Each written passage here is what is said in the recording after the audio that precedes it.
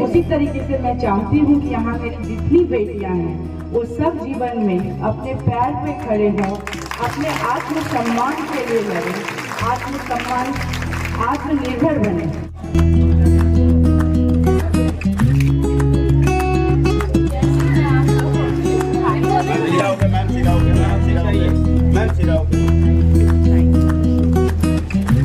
कि मैं जब यहाँ आई थी तो एक आवश्यकता था शौचालय बनाने का, और आज जैसे जैसे आज मुझे लग रहा है कि हमारी बच्चियों को पुस्तकालय की ज़रूरत है, और आज उनको अगर ये सुविधा दिया जाए तो वो और अच्छी तरीके से अपना पढ़ाई लिखाई कर सकती है। तो उस चीज़ को ध्यान में रखते हुए आज मैंने ये पुस्तकालय बच्चों के लिए यहाँ जिस बच्चे की शादी हुई उसके सुखमय जीवन के लिए उसके करती हुई। नमस्कार, आदाब, सलाम, सत श्री अकाल। आप देखना शुरू कर चुके हैं सारा न्यूज। मैं रिजवी।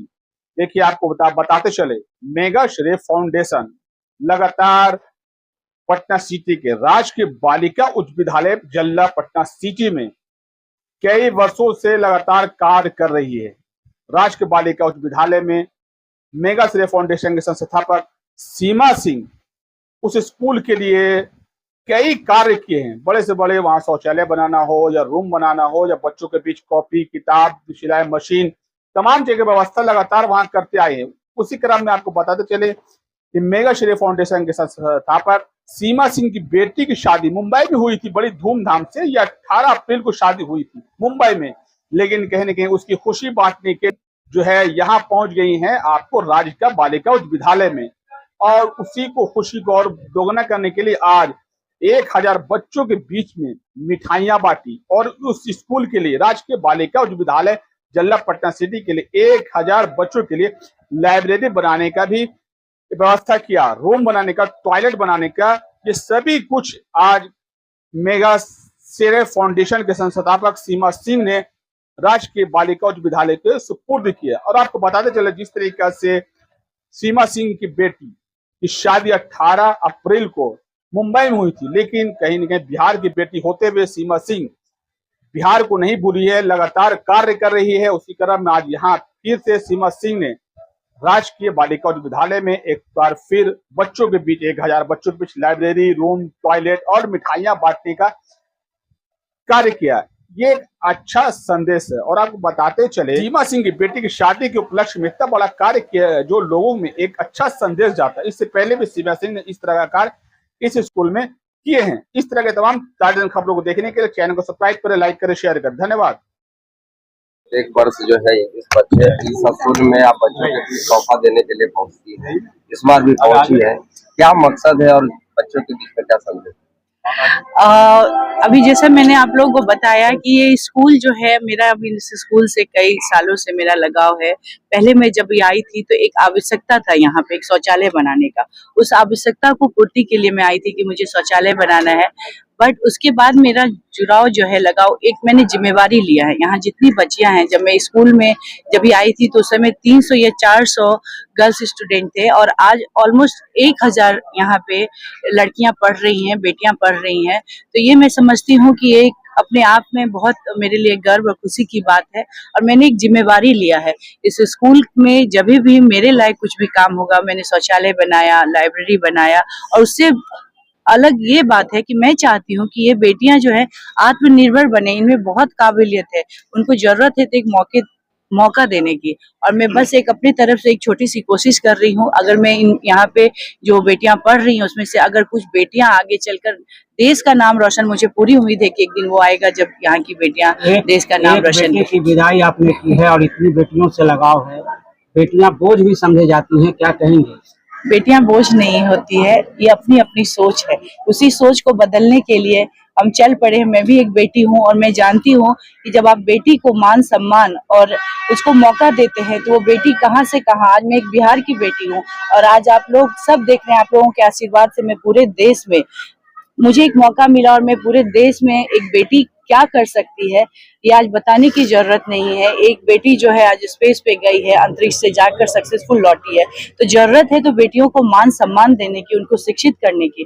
फिर वो बेटियां अपने आप अपना रास्ता बना के अपने देश का नाम रोशन करेंगी। और एक बेटी को विदा करके आई हूँ, वो बेटी को मैंने आत्मनिर्भर बनाया, उसको शादी किया उसके जीवन में, और आज मैं यही उम्मीद रखती हूँ कि मेरी यहाँ जितनी बेटियां हैं उनका भी जीवन बहुत सुखमय हो और वो अपने जीवन में बहुत खुशी से रहें, अपने माता पिता का सम्मान करें और उनका नाम रोशन करें। सर्वाइकल कैंसर पर भी लगातार आपका कैंप चलता है, उसके बारे में क्या बताएंगे? सर्वाइकल कैंसर भारत का दूसरा सबसे बड़ा कैंसर है और इसी के लिए हमारी कोशिश है कि 2030 तक इस देश को, भारत को सर्वाइकल कैंसर मुक्त भारत देश बनाया जाए, और उसी पे मेरी कोशिश है। और उस कोशिश में हम लोग अवेयरनेस प्रोग्राम जो है, सब लोगों को जागरूकता लाने के लिए, और स्क्रीनिंग प्रोग्राम और वैक्सीनेशन, इस 3 चीज पे हम लोग काम कर रहे हैं। और मुझे पूरी उम्मीद है कि वो दिन जल्दी जरूर आएगा जब हमारा देश जो है सर्वाइकल कैंसर से मुक्त भारत देश आज होगा। इस स्कूल में पुस्तकालय का उद्घाटन हुआ है, उसके बारे में बताएंगे कि शिलान्यास हुआ है पुस्तकालय का, क्या है?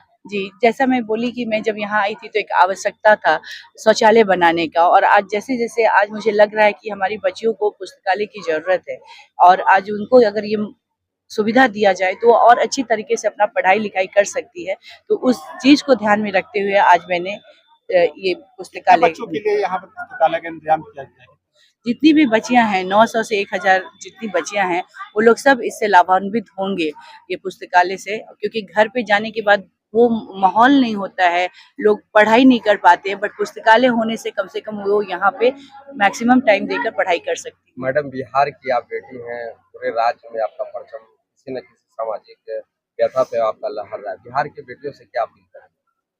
बिहार की बेटियों से क्या अपील करती हैं? क्या अपील करती हूँ, हम यही बोलेंगे कि बिहार एक ऐसा राज्य है जो ऐतिहासिक तौर से देखें अपने आप में बहुत ही अच्छा सुनहरा इतिहास रहा है, और हमारे बिहार की बेटियों में एक ऐसा संस्कार है जो अपने घर को भी संभाल सकती हैं और बाहर की दुनिया भी संभाल सकती है। जरूरत है तो सिर्फ उनको एक मौके देने की, और बिहार की बेटी अपने माता पिता के नाम उज्जवल करने के साथ अपने देश का भी उज्जवल करेंगी। वो अपने ऊपर ध्यान दे, अपने स्वास्थ्य के ऊपर ध्यान दे, पढ़ाई लिखाई करे और अपने संस्कार को आगे लेकर जाए। Thank you.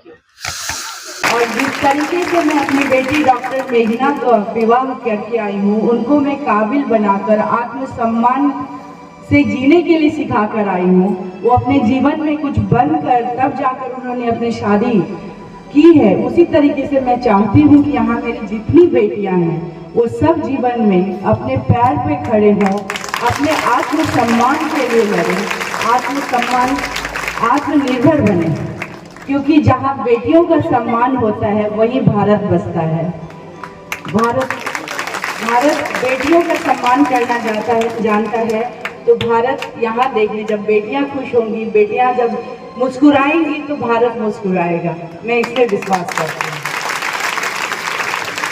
और आज हम लोग यहाँ लाइब्रेरी बनाने के लिए, मैं बोलूँ जिस तरीके से मेघना एक शिक्षित बेटी है, और आज वो एक शिक्षित सिर्फ अकेली नहीं है। जब एक बेटी शिक्षित होती है तो आने वाली कई पीढ़ियां शिक्षित होती है, अपने समाज को वो एक सुदृढ़ और शक्तिशाली बनाती है।